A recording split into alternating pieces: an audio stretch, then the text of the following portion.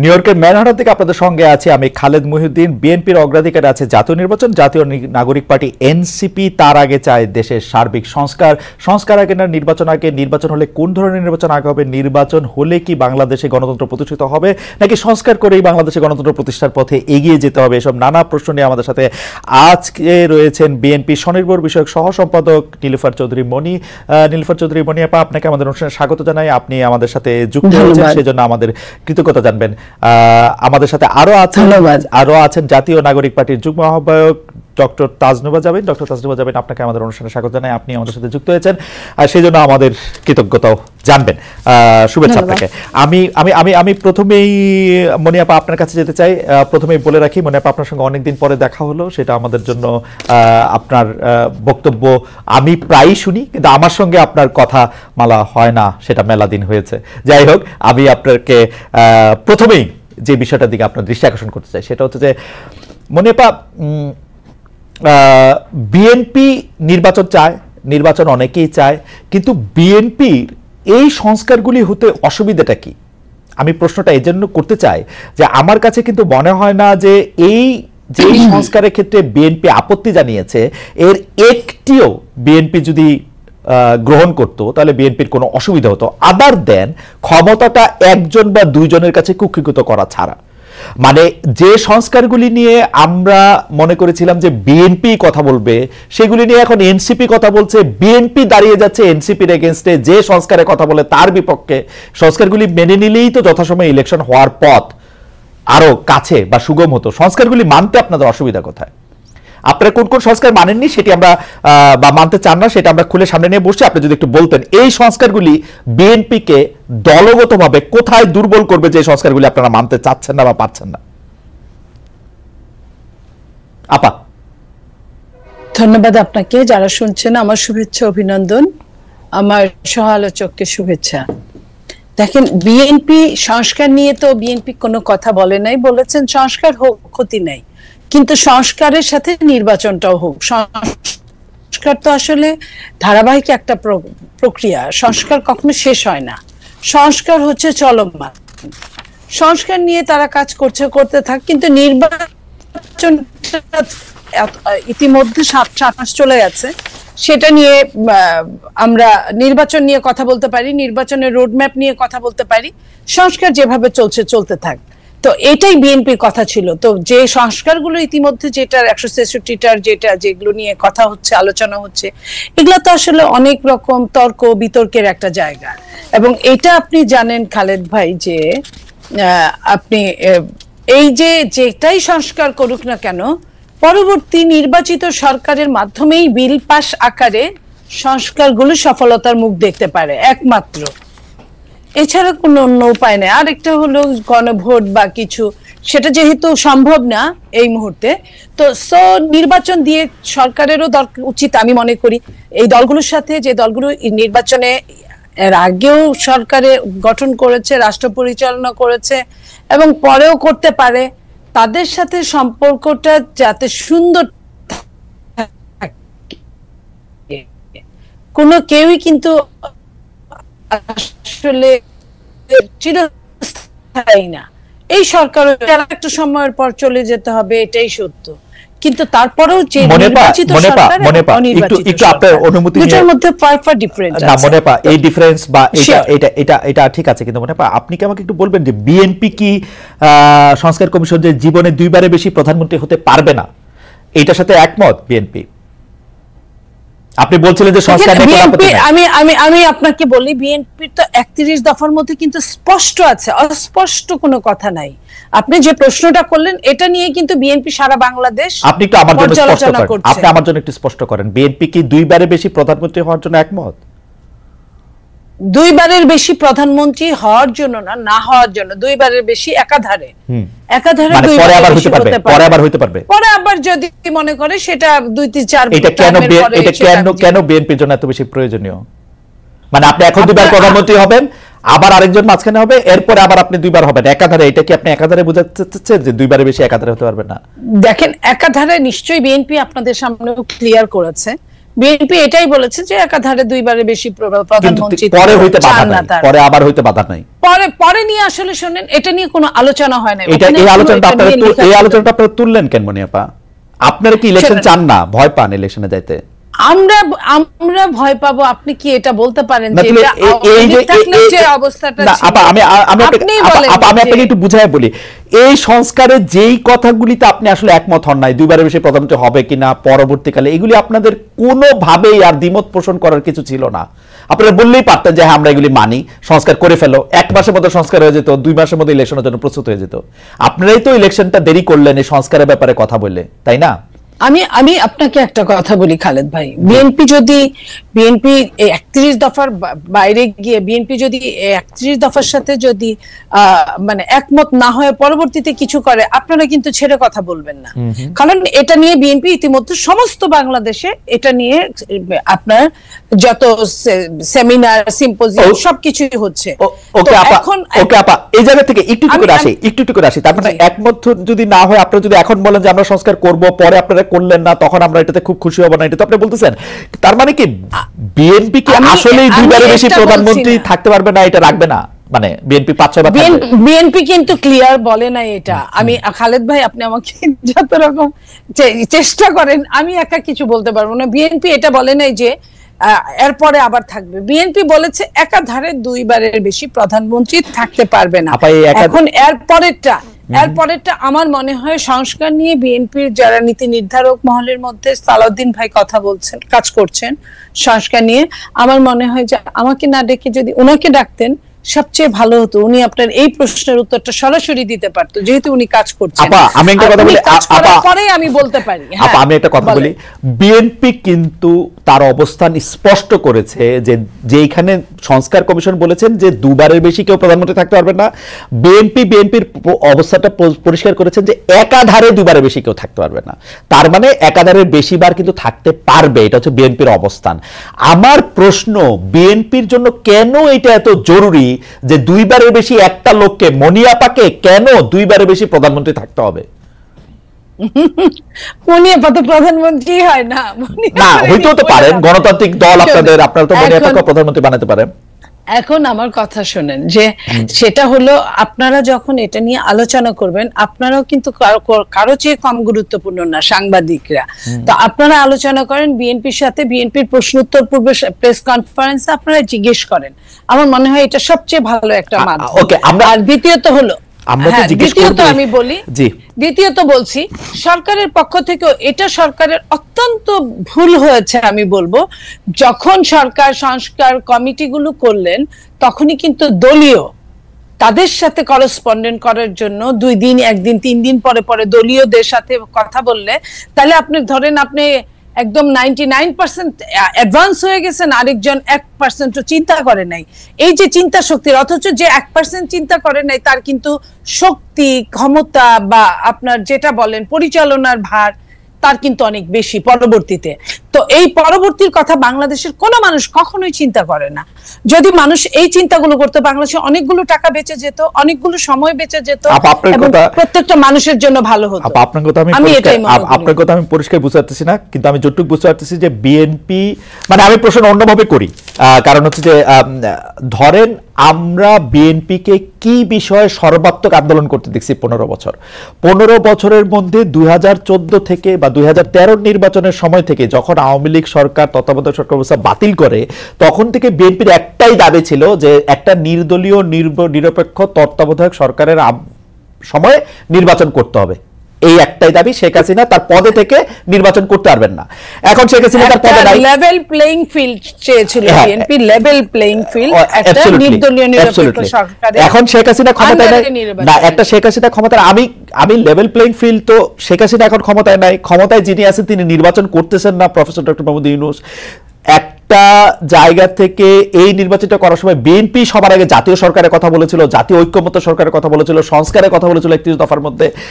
এই ব্যাপারগুলি more or less মানে 4 বছরের জায়গায় 5 বছর এগুলি যখন করা হলো, তখন বিএনপি সংস্কারের এগেইনস্টে এতভাবে দাঁড়াইলো, মনে হয় সংস্কার করলে বিএনপি দলটাই থাকবে না। এটা কিরকম? আমি তো মানে সংস্কার এগেইনস্টে, তোমরা সংস্কার মানি না, তোমরা সংস্কার করলেও গিয়ে উল্টাই দিব। মির্জা আব্বাস এগুলি বলছেন, মির্জা আব্বাস জায়গায় আপনার ভুল হচ্ছে। আপনি যদি কথাই শুনেন, ধরেন আমি কথা বলছি, আমার নেতা জনাব তারেক রহমান কথা বলছে, আপনি কোনটা লুফে নেবেন বলেন? জনাব তারেক রহমানের কথা বলবে, জনাব তারেক রহমানের কথা। তো জনাব তারেক রহমান কথা বলছেন, পাশাপাশি আপনার ধরেন মির্জা আব্বাস, উনি অনেক বড় নেতা বাট স্পোকসম্যান না। উনি এটা মানে ওইভাবে আপনি নাও ধরতে পারেন, বাট আপনি দেখেন আমাদের নেতা তারেক রহমান সাহেব কি বলছেন। উনি যদি বলেন, আপনি উনার কোড ধরে উনার ইনভার্টেড কমার মধ্যে আমাকে কোনো প্রশ্ন করেন, আমি সেটার কথা বলবো। জনাব তারেক রহমান কি সংস্কারের পক্ষে? জনাব তারেক রহমান কি সংস্কারের পক্ষে? অবশ্যই যেটুকু সংস্কার দরকার, কিন্তু সংস্কার এবং নির্বাচনকে মুখোমুখি করার পক্ষে না, সংস্কারের পক্ষে। সংস্কার তার নিজস্ব গতিতে চলতে থাকবে, রাইট? সংস্কার তারেক রহমান সবসময় এটা বলে, সংস্কার তার নিজস্ব গতিতে চলতে থাকবে। এবং এই সংস্কারটা কাকে নিয়ে? আপনাকে নিয়ে, আমাকে নিয়ে, এবং আমার সাথে আরেকজন যিনি টকশোতে আছেন তাদেরকেও নিয়ে, প্রত্যেককে নিয়ে, বাংলাদেশের প্রত্যেকটা প্রতিনিধিকে নিয়ে সংস্কার। তো সেইখানে এককভাবে তো কেউ কোনো ডিসিশন দিতে পারে না, না সরকার দিতে পারে, কারণ এই সরকার নির্বাচিত না। আমার কাছে যেটা মনে হয়েছে যে জনাব তারেক রহমানকে না জিজ্ঞেস করে তো আর বিএনপি সংস্কারে কোনগুলি মানে আর কোনগুলি মানে না সে সম্পর্কে তাদের মতামত দিয়েছে। আমরা দেখেছি যে তারেক রহমান সাহেব সরাসরি নিজের মুখে বলেন না, কিন্তু বিএনপির মতামত আমরা দেখেছি, আমরা ধরেই নিয়েছি যে এতে নেতারও সায় আছে। এখন আপনি যদি বলেন যে এটা ধরেন না, আপনি এটা ধরেন না, আপনি দেখেন না, আপনি জনাব তারেক রহমান সাহেব প্রায় প্রতিদিন বক্তব্য দিচ্ছেন, নিশ্চয়ই দু একদিনের মধ্যে এটাও চলে আসবে। আমার মনে হয় আমি আশা করব জনাব তারেক রহমান মেনে নেবেন, দুইবারের বেশি প্রধানমন্ত্রী হবে না, একবার একাধার কোনো শব্দ ইফ বার্ডস এগুলি যুক্ত করবেন না। আমি আশা করব যে আরো যে দুই একটা জিনিস আমি দেখলাম, আমি আশা করব এটা মনে হয় আপনার মতো আমরাও একটু আশাই করতে পারি। আমি একটু ডক্টর জাবিনের কাছে যাই, আপনার কাছে আবার আমি ফিরে আসবো। ডক্টর জাবিন, আমি একটা প্রশ্ন সরাসরি করতে চাই যে এনসিপি বা এই যে জাতীয় নাগরিক পার্টি কিভাবে বিএনপির শত্রুতে পরিণত হলো, মানে বিএনপিকে কিভাবে শত্রু গণ্য করতে থাকলো। যেমন আপনাদের একটা জনপ্রিয় বয়ান আমরা এরকম শুনি যে আপনারা 15 বছর কোথায় থাকেন, 15 বছর আপনারা পারেন নাই, কিন্তু 15 বছর যে বিএনপি পারে নাই সেইটার দায় কিন্তু আমাদের সবার। যেমন এই বৈষম্য বিরোধী ছাত্র আন্দোলন যখন জীবনের ঝুঁকি নিয়ে রাস্তায় এসে দাঁড়ালো, তারা যখন মরতে শুরু করেছিল, আপনিও প্ল্যাকার্ড দিয়ে রাস্তায় দাঁড়িয়েছেন, আপনি একজন পেশাজীবী, আমরাও আমাদের জায়গা থেকে যা করার দরকার তা করতে চেয়েছি, তা করতে চেষ্টা করেছি। কিন্তু বিএনপি যখন করতে চেয়েছে, বিএনপি যখন শেখ হাসিনাকে সরাতে চেয়েছে, তখন আমাদের কাউকে কিন্তু পাশে পায় নাই। এই 15 বছর ধরে সংগ্রামরত, তারপর হচ্ছে বিভিন্নভাবে মজলুম দলটা কিভাবে এনসিপির সবচেয়ে বড় প্রতিপক্ষতে পরিণত হলো। তারা কথায় কথায় বিএনপিকে শ্লেষ করে, বিএনপি পারে নাই, বালুর ট্রাক সরাতে পারে নাই, দৌড়ানি দিয়ে আগে যদি দিতেন তাহলে এতদিনে ওরা পলায় যেত, এগুলি বিএনপিকে কেন শুনতে হইতেছে? মানে বিএনপির অপরাধটা কি? এবং সেটা কিন্তু আজকে থেকে না, প্রথম দিন থেকে। এবং বিএনপির অপরাধ আমি সরাসরি দেখি যে বিএনপি একটা নির্বাচন চায় এবং নির্বাচন করে এটা দেখতে চায় যে কারা আসলে কটুক দিতে পারে। আপনি যদি আমাদের একটু বলতেন ডক্টর জাবিন। ভাই, আপনাকে ধন্যবাদ মনি আপা, এবং যারা দেখছেন সবাইকে শুভেচ্ছা। যে কেন 15 বছরে বিএনপির ডাকে মানুষ রাস্তায় নামে নাই বা সবাই এই গণ অভ্যুত্থানে অংশ নেয় নাই, কেন অচেনা অজানা কয়েকজন ছাত্রের ডাকে নিয়েছে, এটার যদি একটা ব্যাখ্যা আমি খুব সংক্ষেপে বলি। বিএনপি সবসময় যে নির্দলীয় সুষ্ঠু নির্বাচন, ফ্যাসিবাদের এই যে তাদের যে 31 দফা, যেটা 2.5 বছর আগে 2023 সালের 13 জুলাই যে 31 দফা, সেখানে তারা একটা সুষ্ঠু নির্বাচনের জন্য চেয়েছে, সেটা ফ্যাসিস্টের সাথে হাসিনা থাকা অবস্থায়। আর এই অচেনা অজানা ছেলেগুলা বা মেয়েরা, এই তরুণরা এই গণ অভ্যুত্থানের ডাকটা দিয়েছিল ফ্যাসিবাদ ব্যবস্থা বিলোপের জন্য। এই পুরো ব্যবস্থাটার বিরুদ্ধেই কিন্তু তারা মানুষকে ডাক দিয়েছিল, এবং এই জন্য এখানে কিন্তু একটা বিশাল পরিবর্তন, বিশাল ফ্যাসিবাদ ব্যবস্থা বিলোপের জন্য ডাকটা দিয়েছিল। আপনি বলতে চাইছেন যে কোটা আন্দোলনের শুরু থেকেই ডাকটা ছিল, নাকি আপনি জুলাইয়ের অগাস্টের 2 তারিখের কথা বলছেন? না, যখন আন্দোলনটা ওই পর্যায়ে যায়, কখন আন্দোলনটা একদম ঘনীভূত হয়, রাইট? তার আগ পর্যন্ত একটা অরাজনৈতিক আন্দোলন ছিল। আপনারা এবং আমরা দেখেছি যে মুক্তিযুদ্ধের স্লোগান, বঙ্গবন্ধুর স্লোগান মুখে নিয়ে আন্দোলনটা অংশগ্রহণ করতে, যেটার সাথে শেখ হাসিনা বা ফ্যাসিবাদী ব্যবস্থা বিলোপের কোনো চিহ্ন ছিল না এই আন্দোলনের মধ্যে আসলে, অগাস্টের 2-3 তারিখ পর্যন্ত। কিন্তু যখন সেই রাতে রাজাকার যে তাদের যে বয়ান সেটা দিয়ে যখন তারা ছাত্র জনতাকে ট্রিগার করলো, তখন কিন্তু পুরো আন্দোলনের মোড় ঘুরতে শুরু করলো। এবং আপনি যে প্রসঙ্গটা বললেন যে শত্রু, আসলে ফ্যাসিবাদ, বিএনপি কিন্তু একটা ফ্যাসিবাদ বিরোধী শক্তি, এই গণ অভ্যুত্থানেরই অন্যতম স্টেক হোল্ডার। এবং গত 15 বছরে তাদের যে নির্যাতন, তাদের প্রত্যেকটা নেতা কর্মীদের বিরুদ্ধে যে অজস্র মামলা, এটা অস্বীকার করে কোনো উপায় নাই। কিন্তু এই 5 আগস্টের পরে কিন্তু প্রত্যেকটা ফ্যাসিবাদ বিরোধী শক্তি যার যার ব্যানারে ফেরত গেছে। এখন যখন গণ অভ্যুত্থানটা নিয়ে প্রশ্ন ওঠে, গণ অভ্যুত্থানের ভাগিদার নিয়ে প্রশ্ন ওঠে, সবাইকে কিন্তু সমান সেটার অংশীদার তারা দাবি করে, খুব ভালো কথা। কিন্তু যখন ব্যর্থতা বা কোনো ধরনের জবাবদিহিতার মধ্যে পড়তে হয়, তখন কিন্তু শুধু ছাত্র তরুণদেরকে পড়তে হয়, বা এই গুটি কয়েক ছাত্রকে ধরে পড়তে হয় যে, এবং এই শত্রু বা তারা 15 বছরে কিছু পারে নাই, এই কথাটা কিন্তু শুধু ছাত্র তরুণদের পক্ষ থেকে যায় না, এটা জনগণের পক্ষ থেকেও যায়। আপনি যদি আপনাদের এই অনুষ্ঠানগুলোর নিচে কমেন্ট গুলা দেখেন, কখনো যদি চোখে পড়ে, এখানে কিন্তু যাদের প্রকৃত অর্থে যাদের অ্যাকাউন্ট আছে, এরকম অনেক মানুষ কিন্তু খুব সুন্দর সুন্দর কথা লেখে এবং কাউকে অ্যাটাক করে না, খুব গঠনমূলক ভাবেই কিন্তু লেখে। এটা থেকে কিন্তু আপনারা নিজেরাও বুঝতে পারবেন এবং আশেপাশের মানুষ থেকেও বুঝতে পারবেন যে গত 15 বছরে একটা যোগ্য বিরোধী দল হওয়ার ব্যর্থতা কিন্তু এদেশকে ভুগিয়েছে, একটা সফল বিরোধী দল হওয়ার ব্যর্থতা কিন্তু এদেশকে ভুগিয়েছে। এটা শুধু ছাত্র জনতা হিসেবে আমরা যে বলি যে, বা এনসিপি এই নতুন করে যেটা বলে, ব্যাপারটা তা না। আরেকটা বিষয় হচ্ছে, এই শত্রু বা এই মুখোমুখি দাঁড় করানোর ব্যাপারটা কিন্তু এক দিক থেকে না।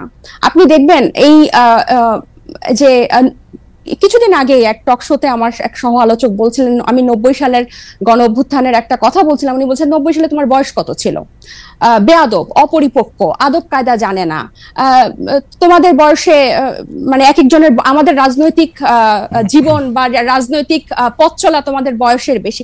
এই যে খাটো করে দেখা, এই যে হেয় করে দেখা, তো এটার প্রতিক্রিয়াতেও কিন্তু কিছু কথা চলে আসে। না ডক্টর জাবিন আসেন আমরা একটু আমার ব্যর্থতা, আমি আপনার প্রশ্নটা আসলে বুঝাতে পারছি কিনা আমি জানি না।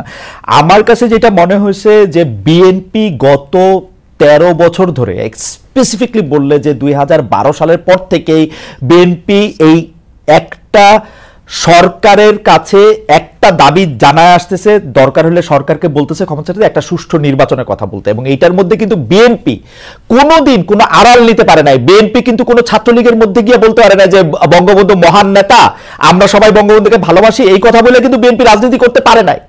বিএনপিকে রাজনীতিটা করতে হয়েছে বিএনপির কথা বলেই, শেখ হাসিনার এগেইনস্টে কথা বলেই বিএনপি রাজনীতি করতে হয়েছে। তার জন্য মামলা, মোকদ্দমা, জেল, জুলুম যত কিছু করছে, চা খাচ্ছে। বৈষম্য বিরোধী ছাত্র আন্দোলনের নেতারা কিন্তু শেখ হাসিনার বিরুদ্ধে ফেসিবাদী আন্দোলনে গেছে হচ্ছে অনেক পরে, অনেক জায়গার পরে। সে সময় তাদেরকে আমরা মুক্তিযুদ্ধের স্লোগান দিতে দেখছি, তাদেরকে আমরা বঙ্গবন্ধুর ভাষণ দিতে দেখছি, এবং আমরা দেখছি যে তারা নানাভাবে নানা ধরনের আড়াল নিচ্ছেন। বিএনপি কিন্তু এই সুযোগটা পায় না। আমার প্রশ্নটা হচ্ছে, যেই বিএনপি এত ত্যাগ করলো, এবং তারা কিন্তু সরকারে গিয়া 3 জন মন্ত্রী হয় নাই, 3 জন মন্ত্রী এই বৈষম্য বিরোধী ছাত্ররাই হয়েছে। তারা কিন্তু কোনো কিছু দখল করে নাই, তাদের একটাই চাওয়া ছিল ইলেকশনে যাওয়া। এবং ইলেকশন যাওয়ার পর থেকে বিএনপিকে কি শুনতে হয়েছে আপনাদের কাছ থেকে আপনি দেখেন। আমি ছোট করে একটু বলি, আমার মাফ করবেন, আপনাদের কাছে শুনতে হয়েছে বিএনপি নাকি আওয়ামী লীগকে পুনর্বাসন করতেছে, বিএনপি নাকি আওয়ামী লীগকে নিয়ে আসতেছে। আওয়ামী লীগ দিয়া বিএনপির নেতারা যেভাবে ক্ষতিগ্রস্ত হয়েছে, তার 100 ভাগের 1 ভাগ বাংলাদেশে কেউ হয় নাই। এরপরও বিএনপি কেমনে শত্রু হইল এনসিপির, এইটার কারণটা কি? মানে বিএনপিকে ক্ষমতা থেকে ঠেকানোটা কেন এত জরুরি হয়ে পড়লো? এখানে শত্রুতার প্রশ্ন না খালেদ ভাই, এই যে কেন শুধু সুষ্ঠু নির্বাচনই চেয়েছিল, নির্বাচন কেন্দ্রিক রাজনীতি তারা করেছে। এই যে হাসিনা কিভাবে এই 3টা অবৈধ নির্বাচন করে ফ্যাসিস্টের সাম্রাজ্য টিকে রেখেছিল, তাদের রাজনীতিটাই ছিল নির্বাচন কেন্দ্রিক। কারণ নির্বাচন হলেই শুধু গণতন্ত্র হবে, গণতন্ত্র ফিরে আসবে, এটা তাদের একটা রাজনৈতিক একটা চালের, এটা বা তাদের কি বলবো আমি, পরিকল্পনার ভুল বলবো, যে তারা সবসময়, আপনিই বলছেন যে তারা সবসময় সুষ্ঠু নির্বাচনই চেয়েছে। কেন তারা হাসিনার এই যে তার যে সাম্রাজ্য, তিনটা বিভাগ, এই যে সবকিছু তার একক কর্তৃত্বে, একক হাতে, প্রত্যেকটা রাষ্ট্রীয় প্রতিষ্ঠানের একটা ইট পাতা যে হাসিনার কথা ছাড়া বা স্বৈরশাসকের কথা ছাড়া চলতো না, বা মানুষকে সম্পৃক্ত করার যে রাজনীতি, এটা তো বিএনপি করতে ব্যর্থ হয়েছে।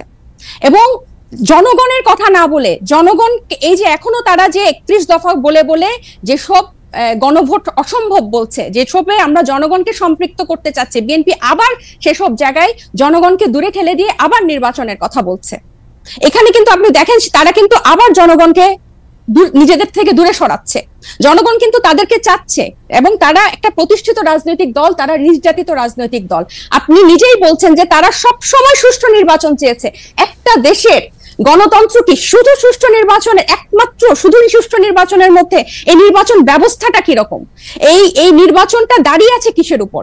এই যে এই নির্বাচন কমিশনার গুলা, বিচারক এবং প্রত্যেকটা রাষ্ট্রীয় প্রতিষ্ঠান, তাদের মন্ত্রিসভাগুলা কিসের উপর দাঁড়িয়ে আছে? আইন শৃঙ্খলা বাহিনী, পুলিশ, র্যাব, প্রত্যেকটা গোয়েন্দা বাহিনী কিসের উপর দাঁড়িয়ে আছে? এগুলো সংস্কারের কথা, এগুলোর বিরুদ্ধে কথা, প্রত্যেকটা সবসময় তাদের একটা উপর দিয়ে কথা, যে চেষ্টা করা হবে, পরিবর্তন করা হবে, কিন্তু স্পেসিফিক্যালি উপায়টা কি, পথটা কি, তারা জনগণের কাছে সেটা পরিষ্কার করে না। যেটা ছাত্র জনতা বা এখন পরবর্তীতে হয়েছে, হয় আন্দোলনটা কোটা বিরোধী আন্দোলন দিয়ে শুরু হয়েছিল, এবং সব সময় কিন্তু এটা তো বাংলাদেশের ইতিহাসে প্রথম না, একটা দিয়েই শুরু হয়েছিল। কিন্তু এই পুঞ্জীভূত যে স্বৈরশাসকের 15 বছরের যে পুঞ্জীভূত ক্ষোভ, সেটা কিন্তু প্রকাশিত হয়েছে একটা সিস্টেম, একটা ধাপ পেরিয়েই কিন্তু সেদিকে গিয়েছে।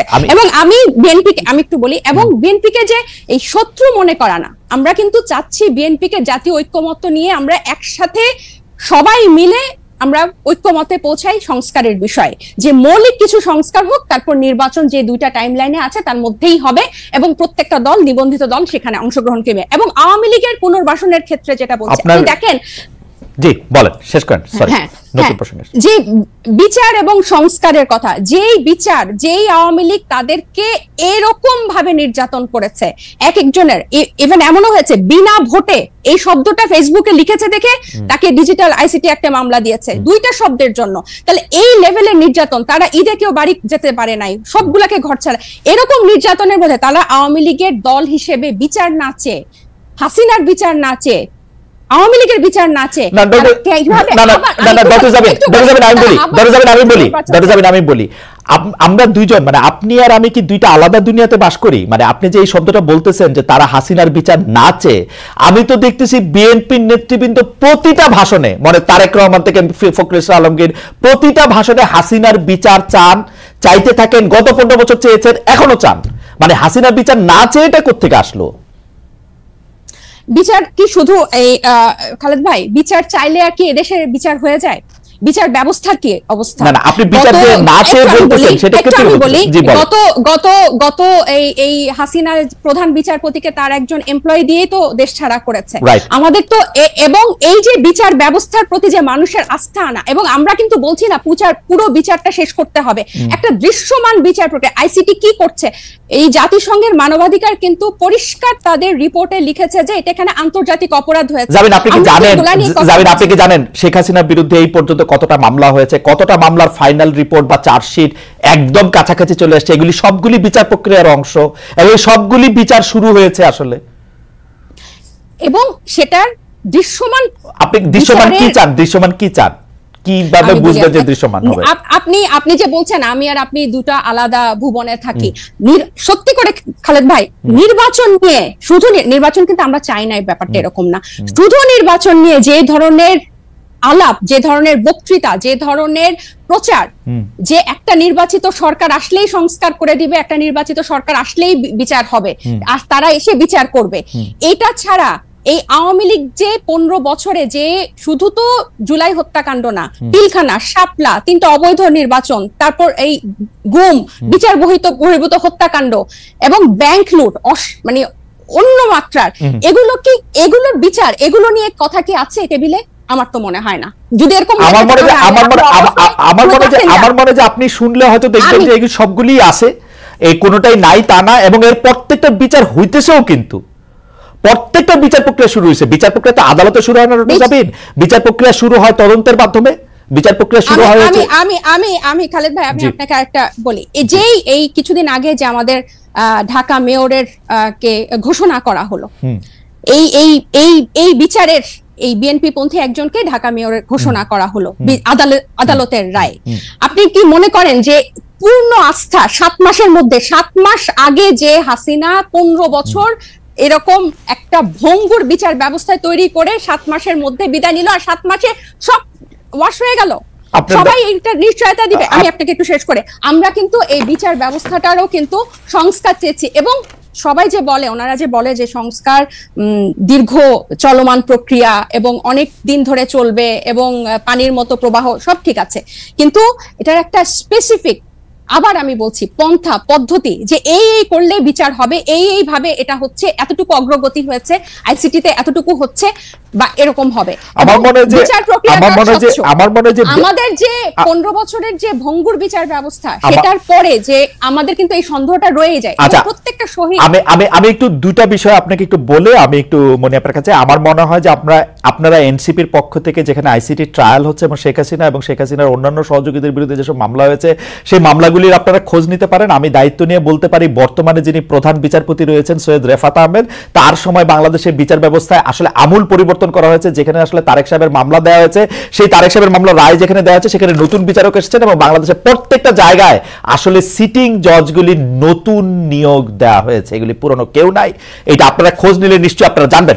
তারপরও আমি মনি আপাকে এই প্রশ্ন করতেই চাই। ডক্টর জাবিন অনেকগুলি ভ্যালিড প্রশ্ন তুলেছেন, সেই ব্যাপারে আপনার সাথে আসলে আমি একটু কথা বলতে চাই। তার আগে আমরা সরকারের কাছে জানতে চেয়েছিলাম, বিএনপির কেন্দ্রীয় সরকারের কাছে না, দর্শকদের কাছে, বিএনপির কেন্দ্রীয় নেতৃত্বের নিয়ন্ত্রণ স্থানীয় পর্যায়ে নাই দাবি করেছে জাতীয় নাগরিক পার্টি। বিএনপির কেন্দ্রীয় নেতৃত্বের নিয়ন্ত্রণ স্থানীয় পর্যায়ে নাই, এই দাবি হচ্ছে জাতীয় নাগরিক পার্টির। দর্শকদের কাছে প্রশ্ন, এনসিপির এমন বিবৃতি সঠিক বলে মনে করেন কিনা?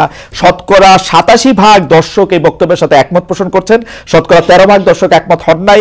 64,000 দর্শক, আমি যখন এই প্রিন্ট আউটটি নিয়েছি তখন 64,000 দর্শক ভোট দিয়েছিলেন, এখন তার চেয়ে অনেক বেশি ভোট দিয়েছেন। মনে পাবে যে প্রশ্ন করতে চাই, সেই প্রশ্নটি হচ্ছে অনেকটা এরকম যে আমরা দেখেছি যে জনাব তারেক রহমানের সকল মামলা তুলে নেওয়া হয়েছে এবং ইন অ্যাবসেন্সিয়া।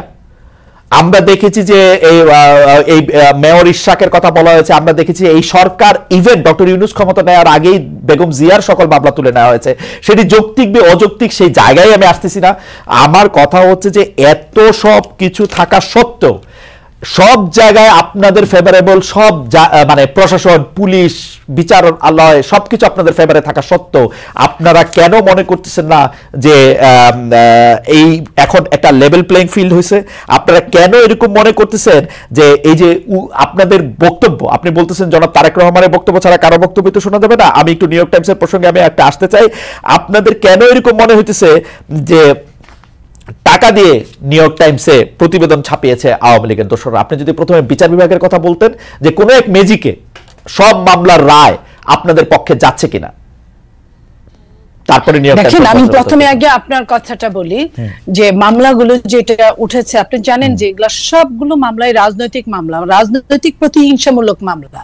আপনি দেশনেত্রী বেগম খালেদা জিয়াকে যে মামলাগুলো জড়িয়েছে, এটা তার চরম শত্রু, কিন্তু এই কথাগুলো অনেক আওয়ামী লীগেরও টকশো শেষ করার পরে ব্যক্তিগতভাবে বলতো যে এটা আসলে অমানবিক, এটা আসলে আমরাও এমন চাই নাই, কিন্তু এটা হয়ে গেছে। তো এই যে অমানবিক, এবং আপনি দেখেন জনাব তারেক রহমান সাহেব ওনাকে জোর করে মুসলেকা নিয়ে ওনাকে দেশ ছাড়তে বাধ্য করেছে। তারপরে যতগুলো মামলা হয়েছে, সবই কিন্তু প্রতিহিংসামূলক, রাজনৈতিক। তো রাজনৈতিক প্রতিহিংসামূলক মামলা উজ্জ্ব হবে, এটাই স্বাভাবিক। কেন জানেন, আমি তার আগে একটা প্রমাণ দিচ্ছি। আজকের যে প্রধান উপদেষ্টা আছেন, ওনার মামলাগুলো কিন্তু তারও আগে সবগুলো হাওয়া হয়ে গেছে। যেভাবে শেখ হাসিনা ক্ষমতায় আসার পরে আপনি জানেন যে 1/11 পরে দেশনেত্রী বেগম খালেদা জিয়ার উপরে 1/11 প্রয়োগ করা সত্ত্বেও তাকে কিন্তু মামলা দিতে পারে নাই তৎকালীন অনির্বাচিত সরকার। কারণ এই যে মামলাটা জিয়া আরফানেজ নিয়ে হয়েছিল, সেটাও কিন্তু তারা চার্জশিট দিতে পারে নাই, বিধায় খারিজ হয়ে গিয়েছিল মামলাটা, কারণ কোনো তথ্য উপাত্ত কিছুই ছিল না। এটা আবার পরবর্তীতে আওয়ামী লীগ ক্ষমতায় আসার পরে আওয়ামী লীগ এটা ব্যক্তি কুন্দলে, ব্যক্তি আক্রোশে এই কাজগুলো করেছে। তো এই জায়গায় যদি আইন প্রণয়ন করেছেন এক সময়, আমি আপনার একটা ছোট্ট জিনিস বলি, যদি আপনি রাজনৈতিক মামলা বা কি কারণে মামলা উঠেছে, আমি জনাব তারেক রহমানের মামলার কথাই ধরি, ওই মামলাটা আসলে কি কারণে হয়েছে? 21 আগস্টে গ্রেনেড হামলায় তার সাথে সংশ্লিষ্টতা ছিল কি ছিল না, কোন একটা দুর্নীতির সঙ্গে তার সাথে সংশ্লিষ্টতা ছিল কি ছিল না, সেই মামলাটা যদি আপনার তুলতেও হয় আপনার পেপার বুক পড়তে একটা সময় লাগবে, আপনাকে বলতে হবে, কারণ এটা একটা কম্পিটিটিভ কোর্ট। আপা সময় নিয়েছে, আপনি বলতে চান কয়দিন হিয়ারিং হয়েছে? উনি ইন অ্যাবসেন্সিয়া কেন ছিলেন? এর আগে উনি ইন অ্যাবসেন্সিয়া ছিলেন কারণ তিনি ভাবছিলেন যে কোর্টে তার বিরুদ্ধে এখন তিনি উপস্থিত হন নাই কেন? কয়দিন সময় নিয়েছে? 8টা মামলার পেপার বুক কতগুলি বড় আপনি জানেন আপা? আমি আপনাকে এই কথাটা বলছি, আপনিও জানেন যে যত কঠিন মামলাই হোক না কেন, মামলা কিন্তু তার মেরিট যদি না থাকে মামলা টিকে না। মেরিটটা যাচাই করার জন্য তো সময় লাগে আপা। এটা তো মেরিট যাচাইয়ের উপরে মামলা ওঠে না, এটা পারসেপশনের উপরে মামলা উঠছে, পারসেপশনের উপরে মামলা উঠছে। আমি বলি খারিজ যখন হয়ে গেল মামলাগুলো যখন, তখন কিন্তু বিচারক কিন্তু এই কথাগুলো কিন্তু জাজে বলে গেলেন যে এই কারণে এই মামলাটা টিকলো না, যে কথাগুলো আগে বলতে পারে না। বিচার বিভাগ যখন চরমভাবে আপনার হস্তগত, চরমভাবে যখন খারাপ অবস্থা বিচার বিভাগ, তখন কিন্তু এই কথাগুলো কেউ বলতে পারে না। আপনি জানেন তারেক রহমানের পক্ষে একজন বিচারক যখন তার পক্ষে রায় দিয়েছিল, তাকে কিভাবে দেশ ছেড়ে পালিয়ে যেতে হয়েছিল, তারকে কিভাবে তার স্ত্রী তার সন্তানদের কিভাবে কত কষ্ট করে তার স্ত্রীকে মারা যেতে হয়েছে। তো এই যে কষ্টগুলো, এটা দেখে কিন্তু পরবর্তী জাজরা কিন্তু অ্যালার্ট হয়ে গেছে। তারা কেউ খুব বুদ্ধিমান যারা, তারা বিব্রত বোধ করেছে, বাকিরা কিন্তু জোর করে তারা প্রমোশন নেওয়ার জন্য বা পরবর্তীতে অনেক কিছু ফ্যাসিলিটিস নেওয়ার জন্য। আপনি দেখেন প্রধান বিচারপতি উনি কি করেছিলেন, উনি নিজেও অনেক সুবিধা নিয়েছিলেন তৎকালীন। তো এই যে এই কারণগুলোর জন্য যে এই মামলাগুলো যে মেরিটে টিকবে না, এটা আপনিও জানেন। কিন্তু তারপরেও কিন্তু সময় নিয়ে 4-5 মাসে, কিন্তু মাত্র কয়েকদিন আগে তারেক রহমান সাহেবের সবগুলো মামলা থেকে উনি মুক্ত হলেন, মাত্র কয়েকদিন আগে, 7 মাস যাবত। কিন্তু আপনার কাছে মনে হয় যে বিচার বিভাগকে ঠিক প্রভাবিত করা যায় না, এটা আপনি বলতেছেন, তাই না? না, প্রভাবিত তো একটা সময় করা গিয়েছে। না এই সময় না শেখ হাসিনা সরকারের কথা বলতেছেন, শেখ হাসিনা সরকারের কথা বলতেছেন। আমি এই সময়টা অন্য কোনো কথাই যাব না। আমি এই সময়টাই শুধু এইটুকু বলবো যে যারা সাফারার ছিল, খুদ প্রধান উপদেষ্টা সহ যারা আক্রোশের ইসে ছিল, তারা কিন্তু অনেকেই মুক্ত হয়েছে এই জায়গাটায়। তার মানে যে সম্পূর্ণ প্রভাব মুক্ত বিচার বিভাগ, এটা তার মানে হচ্ছে যে যখন ডক্টর ইউনূসকে মামলা মুক্ত করে তখন ওরা হচ্ছে প্রভাবযুক্ত, যখন আপনাদেরকে ছেড়ে দেয় তখন হচ্ছে প্রভাব মুক্ত, তাই তো? নো, আমি বলেছি উনারটা যখন হয়েছে একই ক্রাইটেরিয়ার মধ্যে যদি আরগুলা পড়ে বা তার চেয়েও হালকা ক্রাইটেরিয়া যদি পড়ে, তাহলে কিন্তু ওগুলো কিন্তু বানচাল হয়ে যাওয়ার কথা। আমি এই কথাটাই বলেছি। আমি তার মানে বলি নাই যে প্রভাব মুক্ত হলে কিন্তু উনারও সময় নিত, উনারও মিনিমাম 7 মাস সময় নিত, উনার কিন্তু 7 মাস সময় নেয় নাই। খালেদ ভাই, এটা আপনি একটু খেয়াল করেন। আমি একটু জাবিনের কয়েকটা প্রশ্নের উত্তর দিতে চাই, আপনি যদি একটু সময় দেন। সেটা হলো, জাবিন প্রথমেই বলছে যে তারা ফেসিবাদের জন্য, বিলোপের জন্য মাঠে নেমেছিল। যদিও আপনি প্রতিবাদ করেছেন, আমি এটা আবারও বললাম, ওনারা 4 তারিখের আগ পর্যন্ত কোটার জন্যই ছিল, চাকরির জন্যই তাদের আন্দোলন ছিল। তাদের আন্দোলন এখন সরিষার মধ্যে ভূত রাখার জন্য, যদি ভূতটা থাকে সেটা তারা জানবে, এটা অন্য কেউ জানার কথা না। কারণ তাদের যারা যুদ্ধ করেছে, যে কয়েকজনের নাম আমরা দেখি সামনে, তাদের ম্যাক্সিমামই কিন্তু ছাত্রলীগ করতো সেই মুহূর্তে। তো সেই মুহূর্তে ছাত্রলীগ করতে বাংলাদেশের সবার জন্য এটা ভালো হলেও, আওয়ামী লীগের ঘর থেকে আসার পরে এটাকে এক ধরনের মুনাফিকি বলে, অন্য কিছু বলে না। তাদের জন্য আমি সবার জন্য এই কথাটা বললাম। আমার লাভ হয়েছে, দেশের লাভ হয়েছে, আমি অস্বীকার করব না, কিন্তু এই লাভের জন্য ওরা তো 1-1.5 বছরের একটা প্ল্যান করে 1-1.5 মাসের মধ্যে থেকে এটা এক্সিকিউশন করে, সেটা কোটা দিয়েই পারুক আর যাই দিয়ে পারুক, ওরা তো এটা এক্সিকিউশন করে দেখাইছে। আমরা কি সেদিন মাঠে ছিলাম না? আপনারা মাঠে ছিলেন, কিন্তু আপনারা মাঠে মরেন নাই, মরছে উনারাই। আমি কে বলেছে আমাদের লোক বেশি মরেছে? আমি বলি প্লিজ, কয়জন ছাত্র শহীদের প্রতি শ্রদ্ধা রেখে কথা বলছি। কয়জন ছাত্র অনেক বেশি, তার চেয়ে অনেক বেশি রিকশাওয়ালা, ভ্যান গাড়ি চালক, দলীয় বিএনপি, অবশ্যই বিএনপি। রিকশাওয়ালা তো বৈষম্য বিরোধীর কথা শুনেই আসছে, বিএনপির কথা শুনে তো আসে না। কোন বৈষম্য বিরোধী না। শোনেন, যখন আপনি মানবতার জন্য 28 অক্টোবরে তো বাংলাদেশের মানুষ রিকশা চালাইতো, 28 অক্টোবরে তো বাংলাদেশের মানুষ রিকশা চালাইতো, তারা তো আসে নাই। আমি আপনাকে এটাই বলি, এই জন্যই তো মুনাফেক হতে হয়েছে। আমি এখন ওদের পক্ষেই কথা বলছি। জি বলেন। কারণ হ্যাঁ, ওরা যদি বিএনপি হয়ে নামতো, ওদের কিন্তু অনেকেই কিন্তু বিএনপি সন্তান, বড় বড় নেতা উপদেষ্টারাও কিন্তু বিএনপি সন্তান। ওরা যদি ওই বিএনপি হয়ে নামতো তাহলে কিন্তু ওদেরও অবস্থা 14 শিকের মধ্যেই হতো, ওরা নামতে পারতো না। ওদের অনেক রকম প্ল্যান করে অনেক রকম ভাবে ঘুরে ঘুরে এই কাজগুলো করতে হয়েছে। তো এই কাজগুলো করতে গিয়ে হয়েছে কি, ওরা নিজেদের মধ্যে হারায় গেছে। এই যে মানে মুনাফিকি চরিত্র এখন প্রকাশ পাচ্ছে। আপা একটু ছোট করে বলি যে আপা, যখন এটা প্রকাশ পাওয়া গেল, এই সরকার কিন্তু, আমি যত কথাই বলি, 25 জুলাই মানে শেখ হাসিনা সরকার কিন্তু 25-26 জুলাই কিন্তু বুঝে ফেলছে যে এই ছাত্রদের আসলে মূল উদ্দেশ্য কি।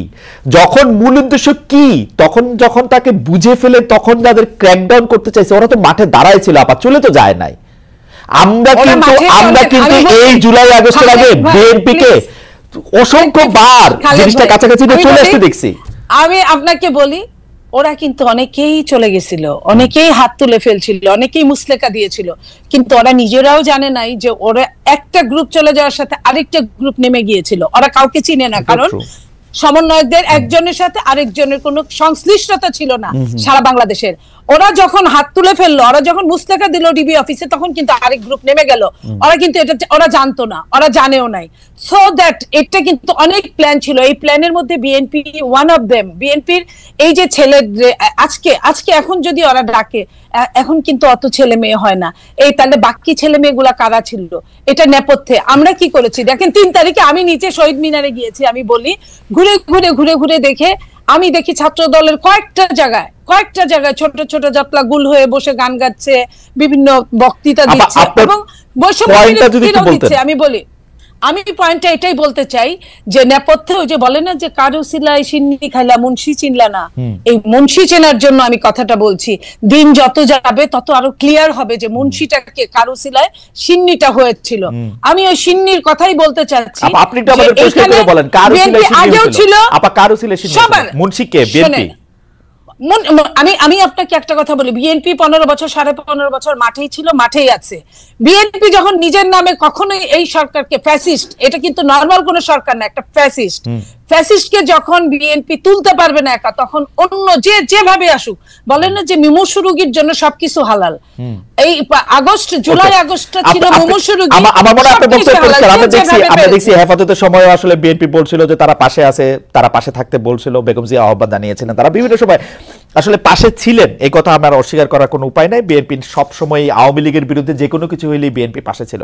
কিন্তু আপনি এই যে একটু নিউ ইয়র্ক টাইমসের প্রতিবেদনটাকে একটু বলবেন যে আপনাদের যিনি অফিস সামলান, আপনাদের যিনি মুখপাত্র জনাব রুহুল কবির রিজভী বলছেন টাকা দিয়ে নিউ ইয়র্ক টাইমসের প্রতিবেদন ছাপিয়েছে আওয়ামী লীগের দোসররা, এটাকে আপনিও মনে করেন এরকম? 1-2 লাইন যদি বলেন, কারণ আমাদের আবার একটু দেখেন, আমি ওইখানে আমি নিউ ইয়র্ক টাইমসের ওগুলো আমি এটা নিয়ে কিছুই বলতে চাই না, এই কারণে যে রাজনীতির কিছু ক্রাইটেরিয়া থাকে, ধারাবাহিকতা থাকে।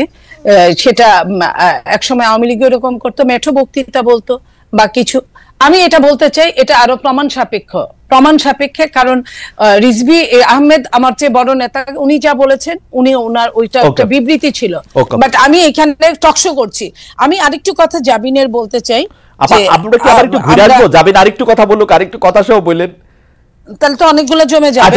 আমি একটু ছোট করে বলেন। জি আপা, এই যে পিলখানা শাপলা, এইসবের বিচার এখন যেটা বলছেন জাবিনরা, যে এই বিচারগুলো কি বর্তমান সরকার চায়? পিলখানার বিচার কি চায়? পিলখানার বিচার কি আদৌ পাচ্ছে? পিলখানার বিচার কি, পিলখানার যারা জেলে ধুকে মরছে তারা কি ছাড়া পেয়েছে? অথচ শীর্ষ সন্ত্রাসীরা কিন্তু ছাড়া পেয়ে গেছে অনেকেই। তো পিলখানা শাপলা এই বিচারগুলো কিন্তু যতই মুখে বলুক, আরো যে জাবিন যে কথাগুলো বলছে, আওয়ামী লীগের বিচার না চেয়ে বিএনপি কি করেছে, আমি এইটুকু বলি যে এই সরকার আওয়ামী লীগের কি বিচার করেছে, কি বিচার চেয়েছে? যদি এই সরকারের প্রথমে সমস্ত বাংলাদেশের শোনেন, 2-1 শেখ হাসিনা পালিয়েছে, 2-3 হাজার নেতারা পালিয়েছে কোনোভাবে, কিন্তু আর বাকি সব বাংলাদেশে আছে, তাদের কি ধরপাকড় হয়েছে ওইভাবে? যেভাবে আপনি ডেভিল ধরতে গিয়ে ডেভিল ধরেন নাই, আপনি ডেভিলের নাতি ধরছেন। নাতি ধরে তো কাজ হবে না, ওরা তো নাবালক। আপনি সাবালক ডেভিলদের ধরেন। আপনি যাদের ঘরে ঘরে ভর্তি টাকা, আপনি টাকা সরাইছেন, টাকা সরকারি ভাবে ক্রয় করছেন, এই টাকার উৎস কি আপনি জানতে চাইছেন? এই জিনিসগুলো এই সরকার করে না ইচ্ছা। যাবেন কি জানে আমি জানি না, আমি কি শুনছি সেটা আমি বলি। আমি শুনছি যে স্থানীয় যে আওয়ামী লীগের এমপি, চেয়ারম্যান, মানে উপজেলা চেয়ারম্যান জাতীয় লোকেরা, তারা বিএনপির লোকেদেরকে টাকা টোকা দিয়া ম্যানেজ করে তারপর পালাইছে। এটা আমি স্থানীয় বলছি। আপনার কথা আমি আপনার কথা যদি এটা সত্যি হয়, আমি এটা শুনি নাই, আপনার কাছে আমি শুনলাম। যদি এটা সত্যিও হয় ঘটনা, আমি আপনাকে বলি, তাহলে এটার বিচার করার দায়িত্ব কার? সরকারের। অবশ্যই সরকার কেন এটা বের করতে পারে না? সরকার কেন এটা বের করে না? সরকার চাইলে আপনার রাত 3টায় আপনি ই করতে পারেন, আপনি প্রেস কনফারেন্স করতে পারে একজন হোম অ্যাডভাইজার। সরকার তো দুষ্ট। তাহলে সরকার যদি না করে তাহলে আপনি এটা কার কাছে এটা চাবেন? আপনি সরকার আপনার আর্মিদেরকে ক্ষমতা দিয়েছে, তাদেরকে ম্যাজিস্ট্রেসি পাওয়ার দিয়েছে, তাদেরকে দিয়ে ডেভিল উদ্ধার করছে। ডেভিল আমি বলি নাই যে ডেভিল শুধু বিএনপি আওয়ামী লীগে আছে। বিএনপিতে যদি থাকে এটা সরকার বের করবে, যদি নাগরিক কমিটিতে থাকে এটাও সরকার বের করবে, যদি সাংবাদিকদের মধ্যে থাকে সেটাও সরকার বের করবে। আপনার মত পরিষ্কার। আমার মনে হয় আপনি একদম স্পষ্ট বলেছেন। আমি এই জায়গা থেকে একটু ডক্টর জাবিনের কাছে যেতে চাই। ডক্টর জাবিন, আমরা যে জরিপের যে প্রশ্নটা পড়লাম সেই প্রশ্নটা নিয়ে আপনার কাছে একটু আসি। আপনি আমরা এই প্রশ্নের দুইটা ভাগে আমি আপনাকে একটু আসলে পরীক্ষা মানে প্রশ্ন করতে চাই। সেটা হচ্ছে যে এনসিপি একটি বিবৃতি দিয়েছে যেখানে বলা হয়েছে বিএনপির কেন্দ্রীয় নেতৃত্বের নিয়ন্ত্রণ স্থানীয় পর্যায়ে নেই। আমরা প্রশ্নটি এমনভাবে করতে চাই যে একই বিষয় কি এনসিপির জন্য সত্য না? এনসিপির কি সব জায়গায় নিয়ন্ত্রণ আছে? জাবিন, আপনি শুনছেন কিনা আমি জানি না, মনিয়াপা শুনছেন কিনা আমি জানি না। আমি তো শুনছি এনসিপির পরিচয় দিয়ে স্থানীয় পর্যায়ে বহু লোক বহুভাবে চাঁদাবাজি করছে, বহু লোক বহুভাবে এনসিপির পরিচয় দিয়ে, সমন্বয়ক পরিচয় দিয়ে, আহ্বায়ক পরিচয় দিয়ে বহু লোক বহুভাবে চাঁদাবাজি করছে। এইটা আপনি এটাকে কিভাবে দেখেন? আর বিএনপির মানে বিএনপির কি প্রবলেম সেটা নিয়ে এনসিপির বিবৃতি দেওয়ার কারণ কি? মানে এইটা এটা এটা এটা এটা আপনি কি আসলে কিভাবে দেখেন?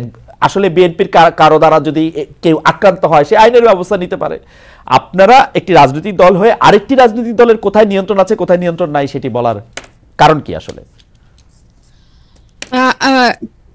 কিছুদিন আগে প্রথম আলোর একটা জরিপ আমি একটু দৃষ্টি আকর্ষণ করতে চাই, যেখানে 7ই আগস্ট 2024 থেকে 31শে মার্চ 2025 পর্যন্ত একটা রিপোর্ট প্রকাশিত হয়েছিল বিএনপি এবং তার সহযোগী অঙ্গ সংগঠনের অপরাধের একটা তালিকা, যেখানে আর্থিক এবং মৌখিক সহিংসতা মানে হুমকি, চাঁদাবাজি, এটা ছিল 372টা, এবং শারীরিক সহিংসতার রেকর্ড ছিল মানে মারামারি, সংঘর্ষ, সেটা ছিল 488টা, এবং মৃত্যু 70টা।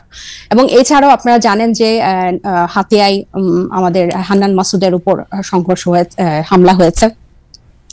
এবং প্রত্যেকটা জায়গায় আপনি যে বললেন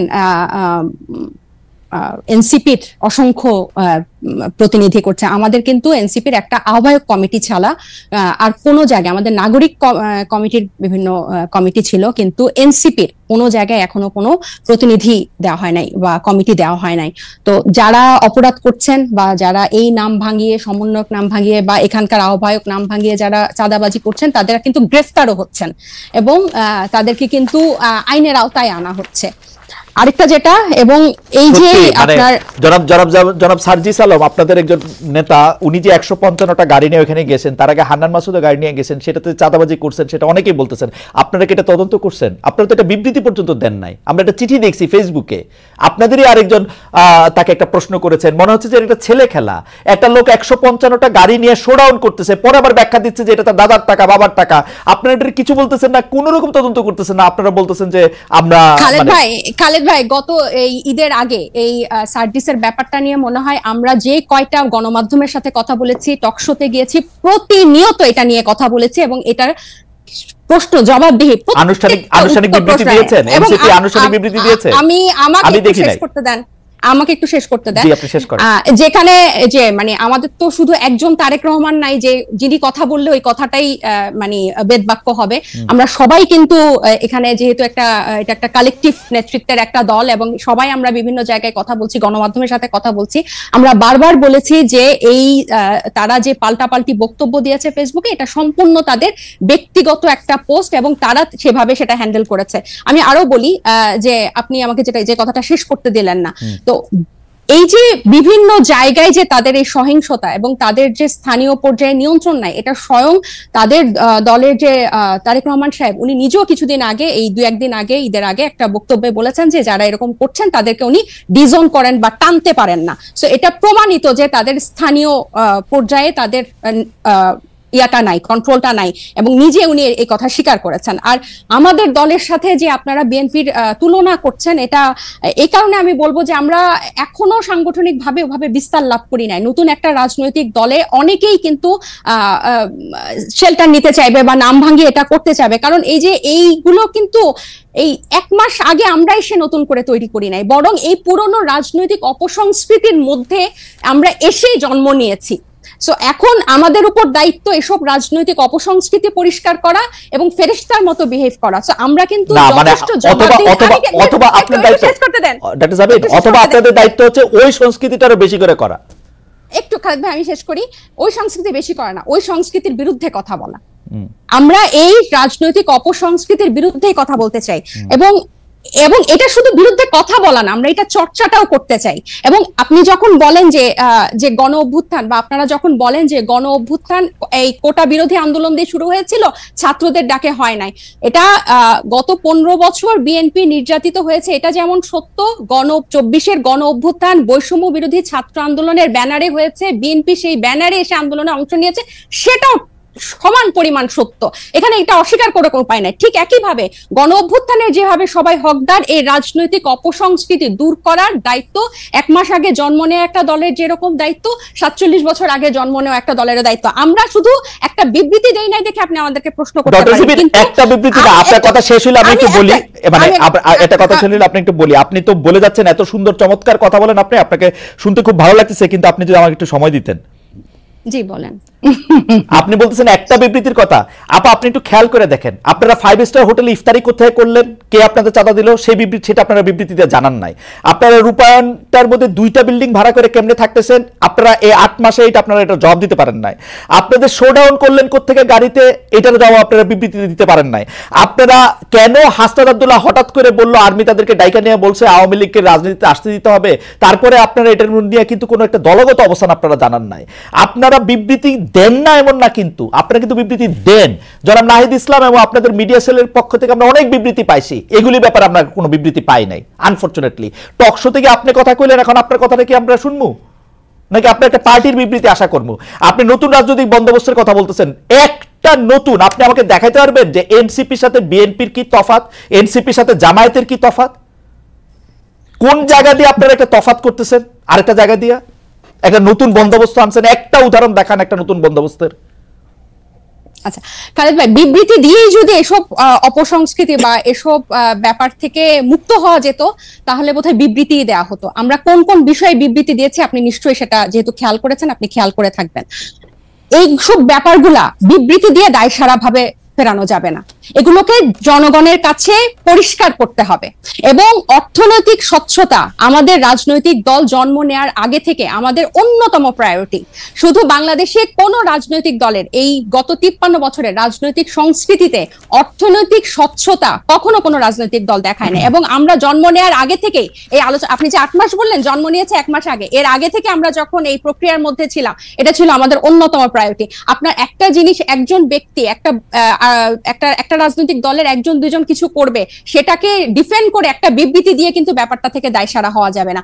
বরং আমাদের হোমওয়ার্কটা হচ্ছে, আমাদের কর্মযজ্ঞটা হচ্ছে এই জিনিসটা কিভাবে স্বচ্ছভাবে মানুষের কাছে পরিষ্কার করা যায়, যাতে এটাই হচ্ছে আমাদের বিএনপি এবং জামাতের থেকে আমাদের পার্থক্য। বিএনপি এবং এই যেসব রাজনৈতিক দল স্টাবলিশ ছিল, তারা কি শোডাউনের রাজনীতি করে নাই? তারা কি পেশি শক্তি দেখায় নাই? তারা কি আর্থিক প্রভাব প্রতিপত্তি দেখায় নাই বিভিন্ন জেলায়? এটা তো আপনি অনেক অভিজ্ঞ, আপনি অনেক বছরের আপনার অভিজ্ঞতা। আমি বলি, আমাকে শেষ করতে দেন যে এখন এটা থেকে আমরা ডিফারেন্ট কিভাবে হব, যে এগুলোকে আমাদেরকে চেক করতে হবে। বিবৃতি দিয়ে কিন্তু এখান থেকে দায়সারা ভাবে আমরা মুক্তি পেতে পারবো না। এগুলোকে আমাদের অ্যাড্রেস করতে হবে, এগুলোকে ফ্লেক্সিবল করতে হবে, কিভাবে জনগণের কাছে পৌঁছানো যায়। এবং এই ইফতারের কথা এবং রূপায়ণ টাওয়ারের অর্থের কথা আমরা বারবার বলেছি, সেটা টকশো অন্যতম মাধ্যম বাংলাদেশের আপনাদের। এটা না কোনো অসুবিধা নাই, কারণ আমরা মনে করেছি মানে এটা লিখিত কোনো কথা বলছেন না কেন, যে নাহিদ ইসলাম স্বাক্ষরিত একটি বিবৃতি এরকম যে আমরা রূপায়ণ টাওয়ারের টাকাটা অমুক জায়গা থেকে পাই, একটু বলতে অসুবিধা কোথায়? আপনি কি মনে করেন যে বাংলাদেশের যে দমন পীড়নের কালচার এই বিগত দশকগুলোতে ছিল, আপনাদের টাকা দিলে তারা দমন পীড়নের সম্মুখীন হবে? আপনি আমাকে কথা শেষই করতে দিচ্ছেন না, পুরো সেন্টেন্সটা একটু শেষ করি। আপনাকে মনে হয় যে যে দমন পীড়নের সংস্কৃতি বাংলাদেশের রাজনীতিতে ছিল, আপনি একটা রাজনৈতিক দলকে কারা অর্থ দিল, ডোনেশন দিল, সেটা প্রকাশ করার মতো পরিবেশ এই দেশে বিগত রাজনৈতিক দলগুলো সৃষ্টি করে রেখেছে? একটা সামান্য ফেসবুকে একটা কথা লিখলে সেখানে যেভাবে আমাদেরকে অ্যাটাক করা হয়, সেখানে আপনি মনে করেন যে আমরা আমাদেরকে ইনভেস্ট করে তার নাম প্রকাশ করব? আর শুধু কি একটা রাজনৈতিক দল, শুধু এনসিপি? আমার খুব আশা যে আপনি আপনার কথা নিজেও শুনতে পাবেন এক সময়। আমার মনে হয় যে আপনি নিজেও হয়তো শুনবেন যে আপনি আসলে কি বলতেছেন। এটা আমার একটা আশা।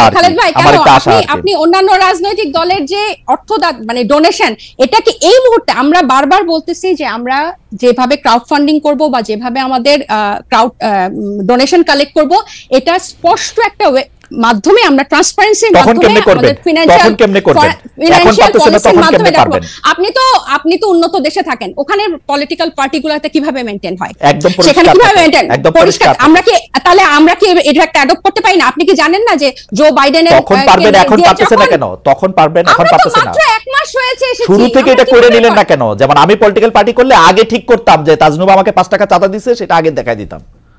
এজন্য আপনি পলিটিক্যাল পার্টি করেন নাই, আমরা করেছি। আমাদের এই এবং আপনি বিএনপি আওয়ামী লীগের মতো আরেকটা পলিটিক্যাল পার্টি করতেছেন না, এটা আপনি এত তাড়াতাড়ি এক মাসে আপনি আমি এক মাসে বুঝতে পারি সেটা বলে না।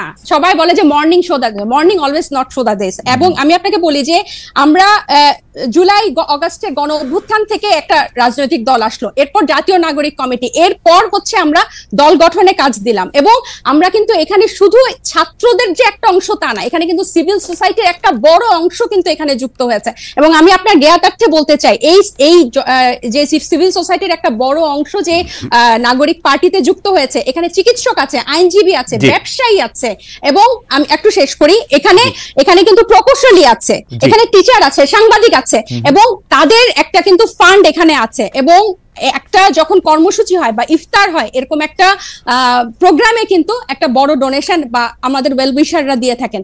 এখন এগুলো যে আমরা প্রকাশ করব, আমাদেরকে কিন্তু একটাই বাংলাদেশের মতো অপসংস্কৃতির রাজনীতিতে জন্ম নিয়ে হুট করে যে আমরা এটা প্রকাশ করব, আপনি হয়তো এক মাসে পারতেন, আমরা এটা পারি নাই। এটা আমাদেরকে সময় নিয়ে। আমি একটু বলি, ডক্টর জাবিন ঘোষণা দিয়ে যেমন ধরা যায়, আবার কিন্তু বিশ্বাস যে ডক্টর তাজনুবা জাবিনও এটার মধ্যে চাঁদা দেন, কারণ ডক্টর তাজনুবা জাবিনের এই চাঁদা দেওয়ার ক্ষমতা আছে, সামর্থ্য আছে, এবং তিনি সেটি দেনও। এটা প্রকাশ করলে মানে আমি দলটা করতে পারবো, দলকে আমি চাঁদা দিচ্ছি এটাও বলতে পারবো না, মানে এটা কেমন কথা? অবশ্যই বলতে পারবো, অবশ্যই, কেন বলতে পারবো না? আমরা তো একবারও বলছি না যে আমরা বলবো না, কিন্তু যারা একটা নতুন, আমরা তো একবারও বলি না যে খালেদ ভাই আমরা বলবো না। আপনাকে আমি বললাম যে আপনি যেসব উন্নত দেশে থাকেন সেসব দেশে কিভাবে হয়, আমরাও কিন্তু এগুলা বিভিন্ন ফলো করছি, এবং আমাদের একটা আইটি টিম হয়েছে কিভাবে এই ওয়েবসাইটটা ডিজাইন করা যায়, যেখানে টাকা কিভাবে ঢুকবে এবং টাকা বের হবে দেখানো যাবে। কিন্তু এক মাসের আগে আপনারা যখন এই প্রশ্ন ইফতারগুলো যখন হয়, তখন এক মাসও হয় নাই, ওই মুহূর্তে এটা কিভাবে প্রকাশ করব ওই পলিসিটা আমাদের হয় না। বারবার একই উত্তর দিয়েছি। রাইট, একই উত্তর আপনারা দিয়ে গেছেন। আমাদের উত্তরও আপনার রাজনৈতিক দল হিসেবে আমাদেরকে একটু ক্ষমা ঘেন্না করে মায়ের কম দিয়ে আমাদের উত্তর একটু শুনে রাখেন। আমরা দেখতেছি, আমরা যারা আপনাদেরকে টাকা দিছে বলে আমরা সন্দেহ করি, তারা গ্রেপ্তার হয় নাই, তাদের বিরুদ্ধে কোনো মামলা মোকদ্দমা কিছু হয় না, তারা সুখে শান্তিতে আসে, হচ্ছে আমাদের। এইটাও আপনারা একটু শুইনা সহ্য করে নিজেদের মধ্যে আলোচনা করেন। আমি একটু মনিয়াপার কাছে যাই। মনিয়াপা, আপনারা মানে আমরা এক মাসের কম, মানে এদেরকে শিশুর চেয়েও কম বলা যেতে পারে রাজনৈতিক দলের বয়স হিসাবে, এক মাস ইনফেন্সি, তাদেরকে যখন আমরা জিজ্ঞেস করি এই যে টাকা পয়সা কই পাইছো, ইফতার কেমনে করছো, আমি দেখতে পাই যে আপনারা খুব খুশি হন। কিন্তু আমরা যখন বলি জনাব তারেক রহমান লন্ডনে আসেন, তার ব্যয় কোথা থেকে নির্বাহ হইতেছে, গত 15 বছরে কোথা থেকে তিনি এই টাকা পাইছেন, আপনারা রাজনৈতিক দলগুলি কিভাবে ওপেনলি এই টাকাটা কিভাবে, মানে এনসিপি কিভাবে টাকাটা দেখাবে, এটা বিএনপি দেখাই দিবে তো যে ভাই এইভাবে টাকাটা দেখাবা তোমরা, এটা কি আপনারা দেখান কখনো? কখনো কি আপনি এই কথা কইতে পারি যে গত 15 বছরে আপনি এই দলটা কিভাবে চালাইছেন, আমরা কি এটা কইতে পারি? আপনি খুব ভালো প্রশ্ন করেছেন। আমি আপনার প্রশ্নের উত্তর দেওয়ার আগে আমি একটুখানি বলতে চাই, তাসনুবা যে কথাটা বললেন এতক্ষণ, প্রথম আলো রিপোর্ট নিয়ে কথা বললেন, বিএনপির বয়সটাও বললেন 47 বছর। তো 47 বছরের যে বিএনপি, যার নামে আওয়ামী লীগ 1.5 লক্ষের অধিক মামলা করেছে এবং প্রায় 50-60 লক্ষ আসামি আছে, শুধু আসামি আছে, যে মানুষগুলো একটা থানার মানুষও অনেক দলের নাই। আমি এটা অহংকার করে বলছি না, এটাই সত্য। এখন আমি এই জায়গায় বলছি যে তারা তো মাত্র নতুন 1 মাসের একটা দল, তো তাদের এত প্রশ্নের উত্তর দিতে হয় এবং দিতে পারছে না, কোনো প্রশ্নের উত্তরই তারা দিতে পারছে না। টিউশনি করা যে উপদেশটা 6 কোটি টাকা, না না আপা, আপনি আপনার কথা বলেন, 30,000 টাকা বলেন, আপনি যে অর্থনৈতিক স্বচ্ছতা ওর কাছ থেকে দাবি করেন, আপনি যে অর্থনৈতিক স্বচ্ছতা জাতীয় নাগরিক পার্টির কাছে, তাহলে আপনি আরেকটা প্রশ্ন এনে তো লাভ নাই, টিউশনি করেন যে তার জবাব আমরা সে দিবে। আমি সেই প্রশ্নটার উত্তর অবশ্যই দিব। আমি বলি নাই যে কন্টিনেন্টালের 10টা হোটেল, কন্টিনেন্টালের 10টা রুম আটকায় রেখে 53 কোটি টাকা এই 1 মাসের একটা বাচ্চা দলের, শিশু দলের 53 কোটি টাকা। এই কথা সত্য না, এই কথা সত্য না, এটা বিএনপির প্রপাগান্ডা, এটা বিএনপির প্রপাগান্ডা। আমি এটাও বলি নাই, পত্রিকায় দেখেছি, আমি পত্রিকায় দেখে কথা বললাম। আমি এটাও বলি নাই যে পিজি হাসপাতালের 8টা-10টা রুম মাসের পর মাস আটকে রেখে, আপনার কি বলে কেবিন আটকে রেখে, সেটা আমি কিন্তু এটাও বলি নাই যে আপনার এই যে প্রত্যেকেই চাঁদাবাজি করতে গিয়ে প্রত্যেকটা জেলায় বলতেছেন আপা, এগুলা আপা আপনি আপনার অর্থনৈতিক স্বচ্ছতার কথাটা বলেন আপা। আমি আমার অর্থনৈতিক স্বচ্ছতা, বিএনপি প্রত্যেক বছর বিএনপির যে অফিস আছে, অফিস থেকে এটার নির্বাচন কমিশনে একটা জবাবদিহিতা থাকে, এটা আমি দেখছি আপা। আপা এটা আমি গত আপা আমি আপনাকে বলি, এটা আমি গত 27 বছর ধরে দেখে আসতেছি। এইটা একটা এমনই, মানে আমি এটা নিয়ে আর কোনো কথা বলতে চাই না। এটা আমি আপনাকে বলি যে বিদেশে, আমি আপনাকে বলি বিদেশি সংস্থার কথা যেরকম হইতেছে, আদর্শ সংস্থার কথা যেরকম হইতেছে, বিএনপির বর্তমান চেয়ারম্যান যে দেশে থাকে সেই দেশের ওয়েবসাইটে ঢুকে দেখা যায় কে তাকে কত টাকা দিচ্ছে। আমি আপনাকে একটা কথা বলি, জি আপা, বিএনপি 300 আসনে মিনিমাম আপনার 5টা করে যদি ক্যান্ডিডেট থাকে, একদম একজন আরেকজনের চেয়ে যোগ্য, কোনো অযোগ্য নাই, 5টা করে যদি গড়ে ক্যান্ডিডেট থাকে, তাহলে 3-5 1500, রাইট, 1500 ক্যান্ডিডেট আছে। 1500 ক্যান্ডিডেটের মধ্যে আপনি জানেন বিএনপির ম্যাক্সিমাম অনেক ক্যান্ডিডেট কিন্তু অনেক বাংলাদেশের শীর্ষ ব্যবসায়ী, সবচেয়ে ধনী, রাইট, এবং আওয়ামী লীগের আমলে তারা খুব দারুণ ব্যবসা করেছে, সেজন্য তারা একটু কৃতজ্ঞ আছে আওয়ামী লীগের কাছে। এইখানে যত আপনি এখানে টিপ্পনি দিতেই পারেন, হ্যাঁ আমি স্বীকার করি বাংলাদেশ এমন একটা দেশ যেখানে আপনার সব সময় সব জায়গায় আপনার কিছু না কিছু দালালরা থাকে, কিছু না কিছু মুনাফিকরা থাকে। আমি ওইটা বললাম। এবং যে লন্ডনে আমাদের নেতা থাকে জনাব তারেক রহমান, সেখানে প্রায় 30 থেকে 35 লক্ষ শুধু বাঙালিরাই থাকে লন্ডনে, এবং তার মধ্যে 15-20 লক্ষ আপনার সিলেটি আছে, আপনি খেয়াল করেন, যাদের অনেক হোটেল আছে, আপনি জানেন, যেমন ধরেন তারেক রহমান সাহেবের সেক্রেটারি ওখানকার। আপনি বিপদ হবে, আপনি আটকাবেন, আমি বলি আপনি এই কথাটা বলেন না, আমি আটকাই, আমি আপনাকে খুবই ভালোবাসি, সেজন্য আমি আপনাকে বলি আমার কোনো অসুবিধা নাই, আমাকে বলি, আমি প্রশ্নটা বলি, জনাব তারেক রহমান রে বাংলাদেশে থাকা 1500 সংসদ পদে, আমি ওটা বলি নাই, আমি সংসদ পদে যে কেউ তাকে 1500 কোটি টাকা দেয়, আমার কোনো আপত্তি নাই, আমি শুধু 1500 কোটি টাকা আমি এটা ক্লিক করে দেখতে চাই যে এটা কোথা থেকে আসতেছে। আমার শুনেন, আমার দিতে হবে কেন? আমার যে নেতা, আমি আমার নেতাকে পছন্দ করতেই পারি, আমার নেতার বিপদের সময় আমি তার পাশে দাঁড়াতেই পারি না, এখানে কিন্তু কোনো নিষেধাজ্ঞা নাই, রাইট, এখানে কোনো নিষেধাজ্ঞা নাই। এবং যারা সারা বিশ্বে বিভিন্ন জায়গায় ভালো ভালো জায়গায় আছে, তারা যারা বিএনপি করে, তারা তার নেতার পাশে দাঁড়াতেই পারে, রাইট। আমি কিন্তু এই কথাটা বলছি, তার জন্য তাকে যে কিছু করতে হবে সে তো সারাদিন কিছু করতে হবে না, একজন পাবলিক পারসন হিসেবে আমাকে দেখাবে, তার টাকাটা কোথা থেকে আসতেছে। আপা একটু চাওয়া আমাদের, এটা আপনারা এক কাজ করেন, আপনারা সাংবাদিক, আপনারা আপনাদের মনে কি কখনো এই প্রশ্ন এসেছে? আমি যখন 1 মাস বসে কোথায় পাবো তারেক সাহেবকে জিজ্ঞেস করার জন্য? আপনাদের ছাড়া কারে পাবো? আপনাদের সঙ্গে তো তার ভার্চুয়াল মিটিং হচ্ছে, আপনাদের সঙ্গে হয়তো হবে সামনে, অনেকের সাথেই হয়, তো আপনারা ওইখানেই জিজ্ঞেস করেন। উনাকে আপনারা জিজ্ঞেস করতেই পারেন আপনার কাছে কি মনে হয় আমি প্রশ্নটা একটু অন্যভাবে করি, আপনার কাছে কি মনে হয় যে বিএনপি যেভাবে অর্থনৈতিকভাবে চাঁদা বলি টাকা বলি যেটা যেভাবে হ্যান্ডেল করে বা মানুষের টাকা, এটা কি আসলে স্বচ্ছ, মানে দিস ইজ দ্য আইডিয়াল? আমি আপনাকে একটা কথা বলি, বাংলাদেশের যে সিস্টেম রাজনীতিবিদদের জন্য, রাজনীতির, আমি সত্যিকার মন থেকে বলছি আপনাকে, সেই সিস্টেম কোনোটাই ভালো নয়। যে বলেন না পকেটের সংখ্যা যত বাড়ে পকেট মারের সংখ্যা ততই বাড়ে। তো ওই পকেট মারের সংখ্যা বাড়াটা নেগেটিভ রাজনীতি, নেগেটিভ প্রতিযোগিতা, নেগেটিভ প্রশাসনিক কার্যক্রম, নেগেটিভ সবকিছু, এগুলা কিন্তু বাংলাদেশে কোনো তুলনাহীন হতেই আছে। তো সেই জায়গায় আপনারা পজিটিভের জন্ম দেন, পজিটিভের জবাবদিহিতা, ট্রান্সপারেন্সির জন্ম দেন। সেইখানে প্রত্যেকেই আপনি যে বলছেন যে চমৎকার একটি কথা ডক্টর জাবিন বলছিল যে আমরা কিন্তু আন্দোলনে কে আগে ছিলাম, কার কত কৃতিত্ব সেটার ভাগ নিতেছি, এই নতুন বন্দোবস্ত করার ভাগ নিব না, আমরা একটু দেখাবো না যে 2025 থেকে বিএনপির টাকা হইলো এই না। ওরা তো, আমি বলি আপনাকে, জেবিন যেটা বলছে এটা একদম ডাহা ভুল, আমি মিথ্যা বলবো না।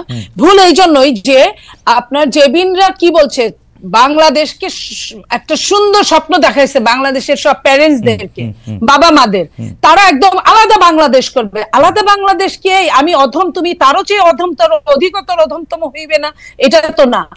এটা কবি কি বলেছে? আমরা আওয়ামী লীগ প্রসঙ্গে আছি, আমরা একদম শেষ পর্যায়ে আমার হাইপোথিসিস মার্কা প্রশ্নটা একটু শুনেন। বিএনপি যে 15 বছর ব্যর্থ হয়েছে এর কারণ হচ্ছে আমরা কেউ বিএনপির পাশে যাই নাই, আর ওরা যে ব্যর্থ হইতেছে এই দায়ও ওদের না, আমরা কেউ ওদেরকে সাহায্য করতেছি না কিন্তু আসলে না। ওদেরকে যারা সাহায্য অবশ্যই করছে, আপনার অরিজিনাল মাস্টারমাইন্ড ওদের সাথেই আছে। আচ্ছা ঠিক আছে, আওয়ামী লীগ প্রসঙ্গে একটু বলেন, পরিচালিত করছে আওয়ামী লীগ প্রসঙ্গে একটু বলেন আপা, আপনারা কি আসলে আওয়ামী লীগের, মানে আপনারা যত গালি আওয়ামী লীগ শাসনামলে দিতেন, এখন গালি একটু কমে গেছে মনে হয় আপনাদের সাথে কি কোনো একটা আমি একটা জিনিস বলি শোনেন, যে মানুষটা চোখের সামনেই নাই, যে মানুষটার সবকিছু নিয়ে পালিয়েছে, যে মানুষটাকে ধরতে পারছে না, যাও ধরার কথা সেটা সরকার ধরছে না, যে মানুষটা আমার সামনে নাই। আজকে কথা কি ছিল, আমার সঙ্গে জেবিনের টকশো করার কথা ছিল না, আমার সাথে আওয়ামী লীগের একজন হয় পতিত নেতা, এমপি বা মন্ত্রী, এদের সঙ্গে করার কথা ছিল। সো যে মানুষটাই নাই, তার নিয়ে আকাইমা খালি মানে গিবত করাটা, এটা গিবতের পর্যায়ে পড়ে।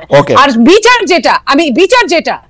বিচারটা আমাদের চেয়ে, বিএনপির চেয়ে পুর খাওয়া, এই 15.5 বছর কত যে পুকুর পারে, ঘাটে ঘাটে আপনার কি ডুবার নিচে, হঠাৎ করে আওয়ামী লীগের প্রতি আপনাদের কি ভালোবাসা বাড়ছে কিনা মনে আপা সেটা বলেন। শোনেন, যে কোনো বিদেশে আছে, দেশে আছে, না আমি ওটা বলছি না। আমরা বিএনপি হলো এরকম একটা দল, উদারনৈতিক দল। বিএনপি হলো এরকম একটা দল, যে দলটা এরকম যে একটা বাঘ 10টা মানুষ খেয়ে ফেলছে, তারপরে বাঘটা গুলি খায়, আহত হয়ে কাতরাচ্ছে, বাঘটার কাছে হয়তো 1 গ্লাস পানি নিয়ে গেল। এটা কিন্তু সৃষ্টিকর্তা এই বিধানটা দিয়ে দিয়েছে। তার মানে এই না যে বাঘের বিচার হবে না, এটা চায় না, এটা অবশ্যই চায়, কিন্তু বাঘটাকে, যেটা আমি আপনাকে লাস্ট বলি, যে ফাঁসি দণ্ডে আসামি, ফাঁসির যে আসামি, তাকেও কিন্তু মৃত্যুর আগে চেক করা হয় সে সুস্থ কিনা। সে যদি অসুস্থ হয় তার কিন্তু ফাঁসি হয় না। আমি ওই কথাটাই বলছি। আমি অবশ্যই আওয়ামী লীগের বিচার আমাদের চেয়ে বেশি কেউ চাইতে পারে, এটা আমি বিশ্বাস করি। মনে আপনাকে ধন্যবাদ। আমরা একদম শেষ পর্যায়ে শেষ প্রশ্ন নিয়ে, আসলে প্রশ্নটা এর আগে করার একটু যাবেন, কিন্তু আমরা আসলে মানে আমার ইন্টারাপশনের কারণে বা অন্য জায়গায় এটা চলে যাওয়ার কারণে অর্থনীতি বিষয়টা নিয়ে বেশি আলোচনা করার জন্য এটা খুব আলোচনা আসে না। আমি প্রশ্নটা আবার করি, এইটা আপনি আপনার মতো করে উত্তর দেন। সেটা হচ্ছে, বিএনপি নিজেকে মধ্যপন্থী বলে থাকে, এনসিপিও নিজেকে মধ্যপন্থী বলছে, জাতীয় নাগরিক পার্টি নিজেদেরকে খুবই মধ্যপন্থী বলছে। বিএনপি রাজনীতির সঙ্গে আপনাদের পার্থক্যটা কোথায়? আমরা আসলে জামাত ইসলামী নেতাদের সঙ্গে খেলাফত মজলিসের মামুনুল হক এর যে রাজনীতি, তার সঙ্গে বিএনপির তুলনায় এনসিপি নেতাদের উঠা বসা বেশি দেখতে পাচ্ছি, সংস্কার বিষয়ে চাহিদা কাছাকাছি দেখতে পাচ্ছি। আপনি যদি একটু বলেন যে বিএনপির রাজনীতির সঙ্গে আপনাদের পার্থক্য কোথায়, কার রাজনীতির সঙ্গে আপনাদের মিলটাও কোথায়, ডক্টর জাবিন? আমরা মধ্যপন্থী দল, এবং এখানে যখন জাতীয় নাগরিক কমিটি থেকে যখন জাতীয় এনসিপি হয়, আমাদের এখানে কিন্তু অনেক এই জুলাই গণ অভ্যুত্থানপন্থী অনেক মানুষ কিন্তু বিভিন্ন মতের, বিভিন্ন আদর্শের, কিন্তু তারা যখন জুলাইয়ের পরে দেশকে নতুন ভাবে দেখা শুরু করেছে, বা এখন অবস্থার অনেক পরিবর্তন, নতুন ভাবে ভাবতে শুরু করেছে, তখন কিন্তু অনেকেই এই ছাত্র জনতার নেতৃত্বে যে নতুন দল সেখানে এসে যোগ দিয়েছে বা আগে কমিটিতে যোগ দিয়েছে। এখন এই জুলাই পরবর্তী বাংলাদেশ নিয়ে কিন্তু অনেকের ইচ্ছা, অনেকের আকাঙ্ক্ষা, অনেকের কন্ট্রিবিউশনের যে প্ল্যানিং, এগুলো সবকিছু চেঞ্জ হয়েছে।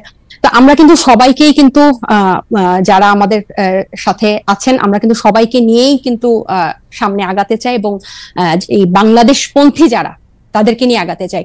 কিন্তু এই যে ধর্মভিত্তিক রাজনীতি আসলে এনসিপি করবে না, কিন্তু যে একটা সামাজিক পরিসরে যে একটা ধর্মের যে একটা নিয়ম কানুন আছে, এটার প্রতিও কিন্তু আমরা শ্রদ্ধাশীল। তো এখানে কোনো কারো পন্থী হওয়া, কারো পাশ ঘেঁষা, এরকম কোনো কিছু ব্যাপার না। আমরা একদম স্বতন্ত্রভাবে এখানে আসছি, এবং আমি এটা এর আগে যেটা আপনার কথার জন্য আমি বলতে পারি নাই, যে এখানে ছাত্রদের নেতৃত্বে দলটা হয়েছে, ছাত্রদের এখানে গণ অভ্যুত্থানে নেতৃত্ব দানকারী অনেকগুলো ফেস এখানে আছে, কিন্তু এর সাথে কিন্তু পরবর্তীতে সিভিল সোসাইটি থেকে উল্লেখযোগ্য মানুষ এখানে যুক্ত হয়েছে, যারা হয়তো এখনো ওভাবে প্রাসঙ্গিক হয়ে উঠে নাই আপনাদের কাছে, কিন্তু তারা কিন্তু এনসিপি কে একদম মূল জায়গা থেকে বা সাংগঠনিক পর্যায় থেকে কিন্তু খুব শক্তভাবে ধরে রেখেছে বা কাজ করছে। সো আমার কাছে মনে হয় যে এরা যখন আরো প্রাসঙ্গিক হবে, মানে এনসিপির যাদেরকে নিয়ে সামনে আগাচ্ছে তাদের থেকে এনসিপির নিজস্ব যাদেরকে নিয়ে দল গঠন হয়েছে, তারা যখন সামনে আসবে তখন ব্যাপারগুলো আরো পরিষ্কার হবে। আর আরেকটা হচ্ছে যে কারো মানে জামাত বা হচ্ছে অন্য কোনো ইসলামিক দল বা ওরকম কারোর সাথে কিন্তু মানে একসাথে লিয়াজু বা ওরভাবে এক করে মধ্যমপন্থী না। আমরা হচ্ছে যারা বাংলাদেশপন্থী, যারা এখন নতুন করে বাংলাদেশকে দেখতে চায়, তাদের বিভিন্ন মত আদর্শ থাকতে পারে, কিন্তু এই গণ অভ্যুত্থানের পরে যারা অন্যরকম ভাবে বাংলাদেশকে দেখতে চায় এবং বিভিন্ন এই যে গণতন্ত্রের পথে, যে স্বৈরতন্ত্র থেকে গণতন্ত্রের যে একটা পথ, এই পথে যারা সাথী হতে চায়, তাদেরকে নিয়েই কিন্তু এনসিপি আগাচ্ছে।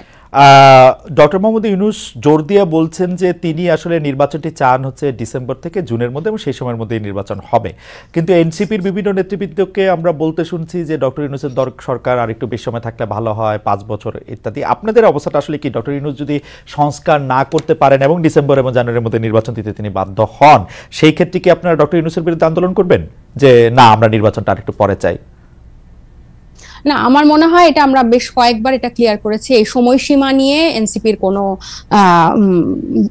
দাবি দেওয়া নাই। যে দুটা টাইমলাইন বলা হয়েছে ডিসেম্বর অথবা জুনের মধ্যে, উনি শুরু থেকেই ডক্টর ইউনূস দায়িত্ব নেওয়ার পর থেকেই দুটা সময়ের কথাই আমরা শুনছি।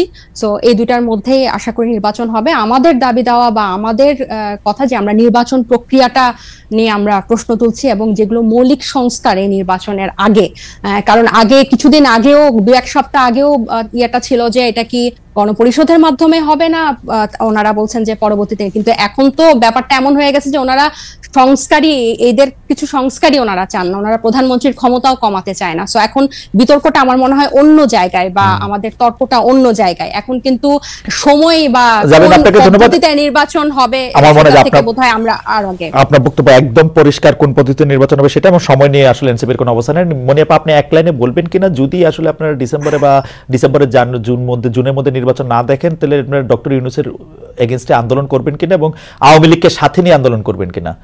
মনিয়াপা, ডিড ইউ লুজ মনিয়াপা? হ্যাঁ, মনিয়াপা বোধহয় ডিসকানেক্টেড হয়ে গেছেন। আমরা মনে হয় আজকে আর এই প্রশ্নের উত্তর আমরা শুনতে পারলাম না। ডক্টর তাজনিমা যাবেন, মনিয়াপা ইজ ব্যাক। মনিয়াপা, আপনি 1 মিনিট আমাদেরকে বলবেন কিনা যে আপনি কি মনে করেন যে ডক্টর ইউনূসের নির্বাচন যদি ডিসেম্বরে বা জুনের মধ্যে যদি না হয়, তাহলে আপনি আন্দোলন করবেন কিনা? দেখেন, নির্বাচন তো আসলে এটা ইন্টারিম গভর্নমেন্ট মানে অনেকটা তত্ত্বাবধায়ক সরকারের মতোই আমরা ভেবেছিলাম যে 3 মাস না হোক 6 মাসের মধ্যে নির্বাচন দিবে তারা, কিন্তু তারা নির্বাচন নিয়ে এখন পর্যন্ত ক্লিয়ার কোনো রোড ম্যাপ দেয় না, এবং তালবাহানাটা এমন পর্যায়ে যে উনি কোনো ক্লিয়ার কাট কথা বলেন নাই। হ্যাঁ, উনি কোনো ক্লিয়ার কাট এখন পর্যন্ত কথা বলেন নাই। উনি বলেছেন নো, উনি বলেছেন লাস্ট যে বিবিসি বাংলায় যে উনি সাক্ষাৎকার দিয়েছেন তখনও যদি তবে এইসব ছিল, কিচ্ছু ছিল না, যে এই বলছে যদি তবে ডিসেম্বর ছিল, এবং বলেছেন জুন। যে যদি তবের বয়স হচ্ছে 6 মাস, ডিসেম্বর জুন বলেছে তারপরেও কিন্তু বলেছে যে যদি এর মধ্যে যদি তার আগে চায় তারপরে চায়, এরকম একটা ছিল। আপনারা আন্দোলন তারপরে করবেন আবার কিনা আপা ওনার বলেন, যে আপা আমাদের সময় উপদেষ্টারা, নাই, আপনারা আন্দোলন করবেন কিনা আওয়ামী লীগের সঠিক সাথে নিয়ে? সময়ে নির্বাচনটা যদি সঠিক সময়ে না হয়, আওয়ামী লীগকে সাথে নিয়ে আন্দোলন করবে এমন কোনো কথা না। আওয়ামী লীগের বিচার হবে, বিচার চাই, বাট আমরা আন্দোলন করব নির্বাচনের জন্যই। আওয়ামী লীগের সঙ্গে আমাদের মেন যে দ্বন্দ্বটা, এই চারটা নির্বাচন তারা ফাঁকিবাজি করেছে, জঘন্য পর্যায়ে নিয়ে গেছে, রাতে নির্বাচন করেছে, আপনার দিনে আপনার বলেন না ফেয়ার হওয়ার জন্য, আপনার বলেন না ফেয়ার হওয়ার জন্য আপনাকে অনেক ধন্যবাদ। আমি জাবিনকে 30 সেকেন্ড বলতে হবে, কারণ আপনাকে দিয়ে শুরু হয়েছিল, জাবিনকে দিয়ে আমরা শেষ করি। ডক্টর জাবিন, আপনি যদি একটু 30 সেকেন্ড বলে আমাদেরকে একটু শেষ করার অনুমতি দেন, আমরা একদমই শেষ পর্যায়ে, যে আপনার এটা বলার নির্বাচন নিয়ে আর কোনো কিছু যুক্ত করার আছে কিনা? আমরা আসলে এই যে ঈদের আগে যে জাতীয় ঐক্যমত্য কমিশনে যে প্রস্তাবগুলা জমা দেওয়া হলো, এটাতে যেসবগুলোতে বিএনপি একমত হয় নাই, সেগুলো নিয়ে আমার মনে হয় সামনে আলোচনা হওয়া। কারণ আমি একজন নারী হিসেবে যে সরাসরি নারী আসনে যে সরাসরি ভোটের পক্ষে, এক্ষেত্রে স্থানীয় পর্যায়ে অনেক নারী নেতৃত্ব উঠে আসবে। কেন ওনারা এটা বিরোধিতা করছে এটা স্পষ্ট না, কেন না 50 ভাগ লোক তখন ভোট দিতে পারবে না ওই আসনে। হ্যাঁ, এবং আপার হাউসে আমরা কিন্তু বলছি যে আগে থেকে প্রার্থী আমরা আরেকদিন আলোচনা করব না কি কি বিষয় আপনাদের ভিন্ন মত হচ্ছে আপনাদের রাজনৈতিক দলগুলোর মধ্যে।